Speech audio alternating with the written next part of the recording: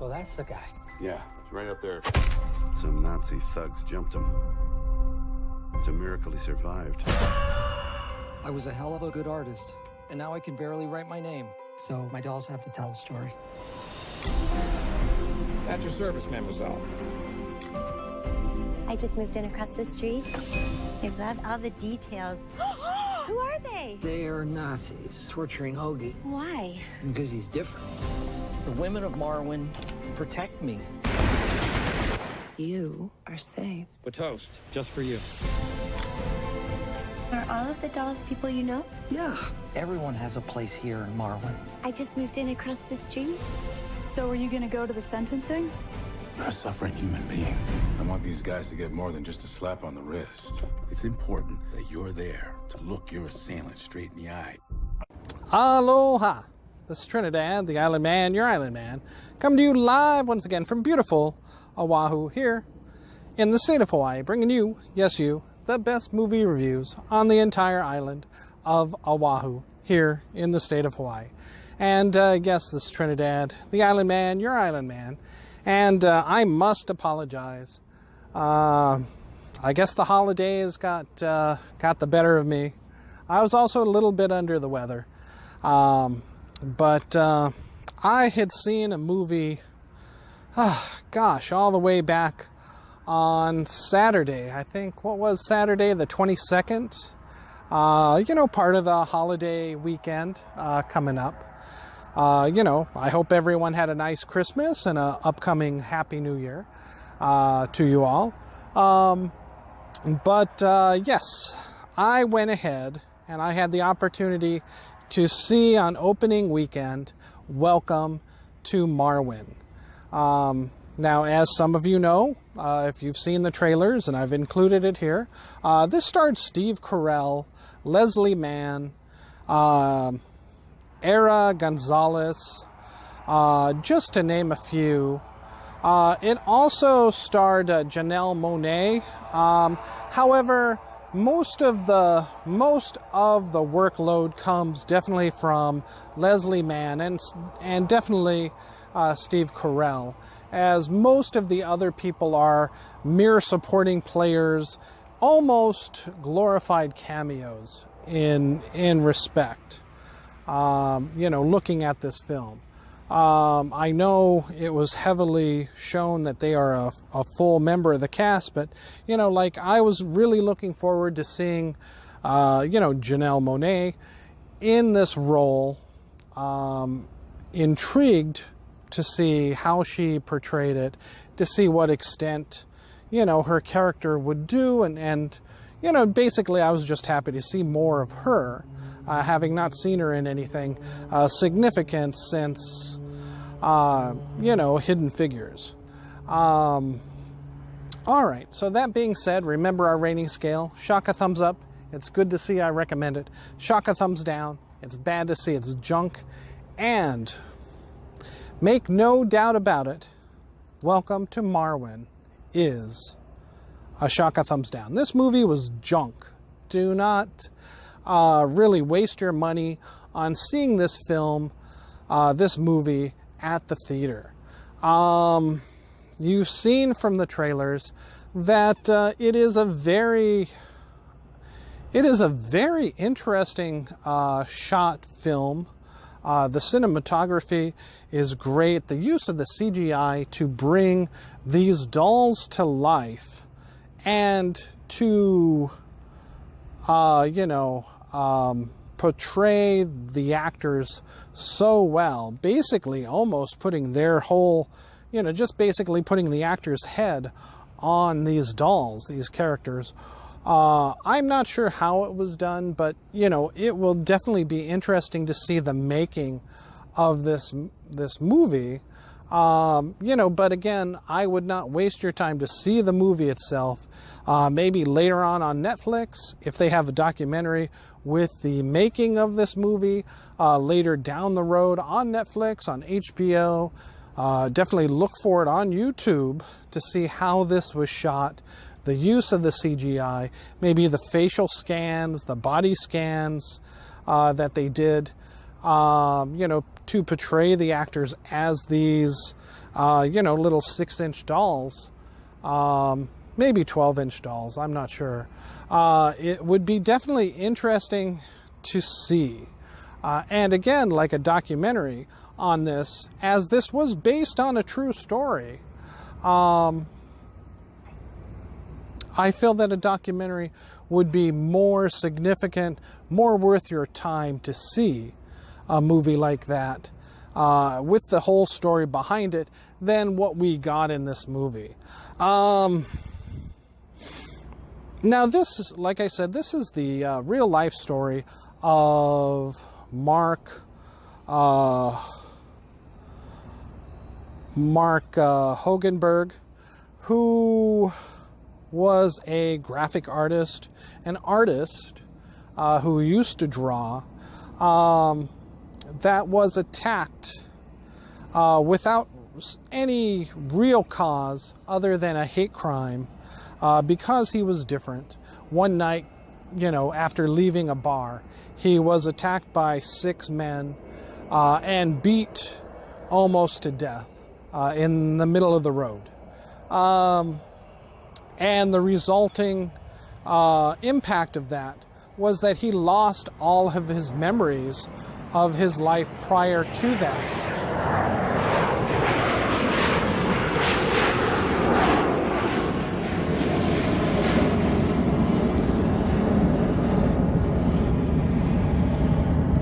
So in losing his memories, he loses his ability to draw, and basically his entire ability to function without, with the real world. We never see any of his life prior to the accident, and I think that is a tremendous flaw in this movie, because it's hard to sympathize with him, other than this tragic event happening to him that could have happened to anyone. Getting jumped, getting mugged, and of course it goes into detail of that this is a hate crime because he was different, because he has a basically in the movie, I don't know about real life, but apparently he had some type of foot fetish for women's shoes, and I guess he had told this group of drunk individuals at the bar that he liked to wear women's shoes, and because they thought he was gay, they went ahead and they viciously attacked him. But again, you never have anything from his real life, his life prior to the accident, to go off of and compare and to draw your own conclusions with this. So basically, without the ability to draw, he creates dioramas of a World War II setting town called Marwen, that he takes pictures of these dolls dressed in World War II outfits, World War II air style fashions, basically of one lone soldier himself, portrayed as a World War II hero, defending this French town from Nazi occupation and Nazi attack. But in this town is, I believe, 4 other women. And these are all women that he had met after his accident, who kind of helped him in some type of way to regain a way of life and way of living. Janelle Monáe is a fellow physical therapy patient who helps motivate him to regain some of his ability, as in losing his memory and through the traumatic injuries he had sustained. He had difficulty walking, remembering how to walk, so she motivates him in that, and thus she becomes a character in this World War II, a fashionista, military, secret, underground fighter, along with several other women. The woman who worked at the bar who found him in the middle of the road and called the police, the ambulance, to get him medical attention before he died, is also one of them. His friend from the store, the hobby store where he buys these dolls, is also another woman that he has depicted. Again, all of these women who help him continuously through his life. Even one that is new to this story, which picks up being Leslie Mann, who he kind of falls for as the girl next door as she moves next to him. And he falls in love with her, both in his fantasy world of the town that he takes pictures of for his art, and then also in real life as she is nice to him and befriends him as they are neighbors. Unfortunately, he is almost totally immersed in this fantasy world, and he loses himself, and he believes that she loves him and that he seriously falls in love with her, and she has to break it off. And not in any vicious or vindictive way, but just as, hey, that's not how my feelings towards you were. I'm your friend, and that's all. And he takes this very, very hard. And so that's the problem that Robert Zemeckis, who directs this movie, kind of muddles through it. Again, and that's where I feel a documentary of the real life events of this individual and his actual story and how he was before might enlighten the audience more towards his plight.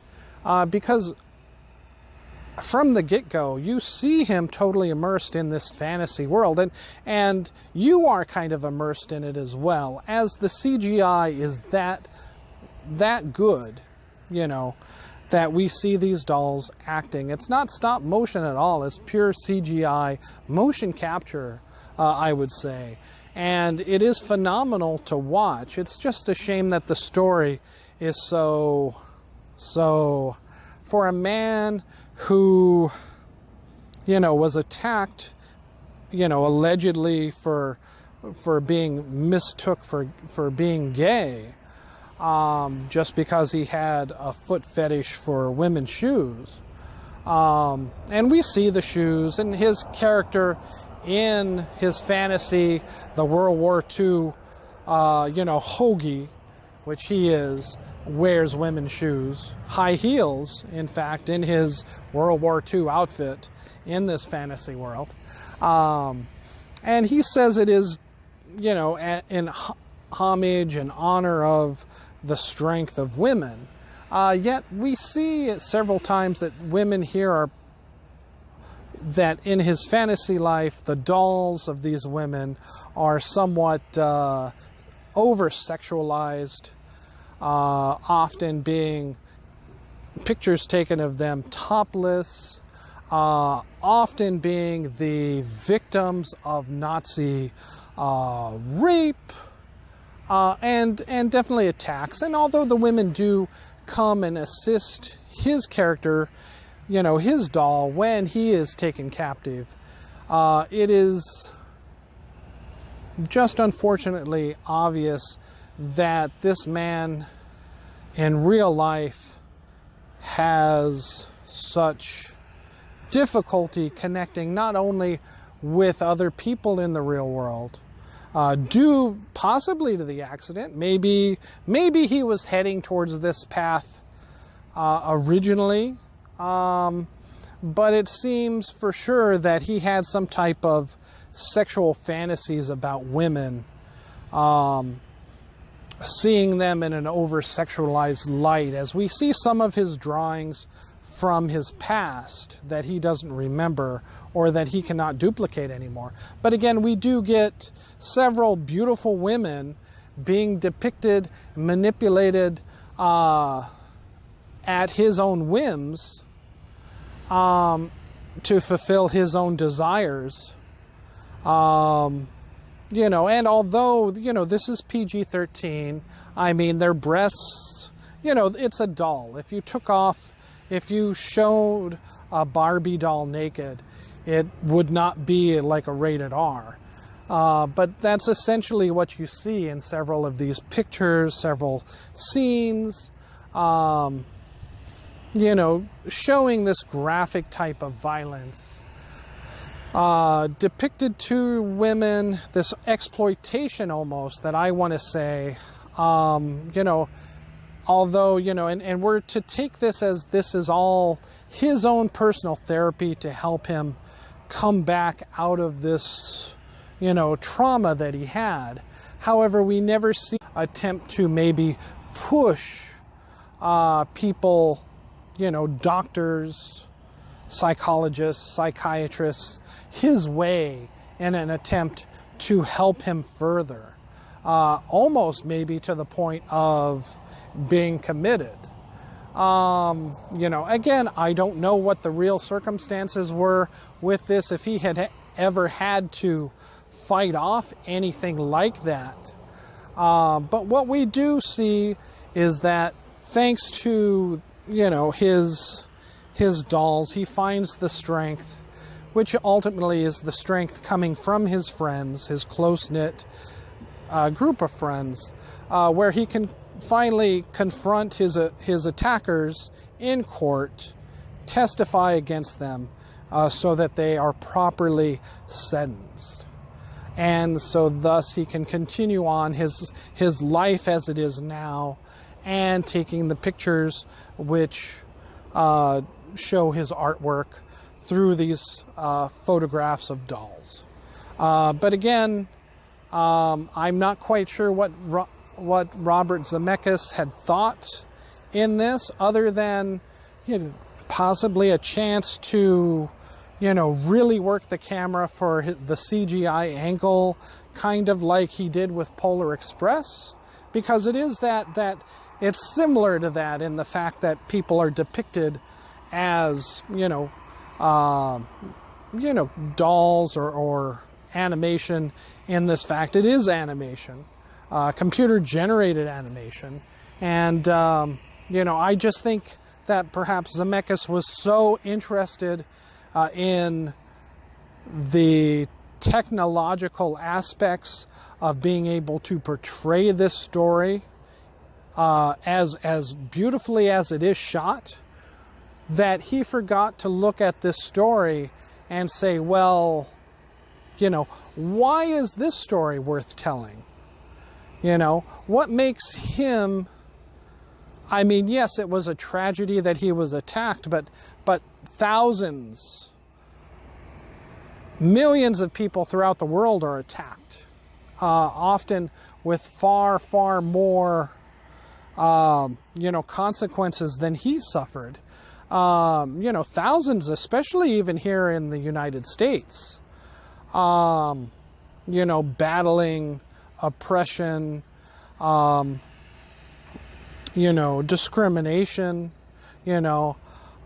Just look at Charlottesville. Something could have been filmed about that, you know, and it would have been a tighter story, a more apt story than focusing on a man and his dolls that seems to trivialize and over-sexualize his fantasies towards women in general.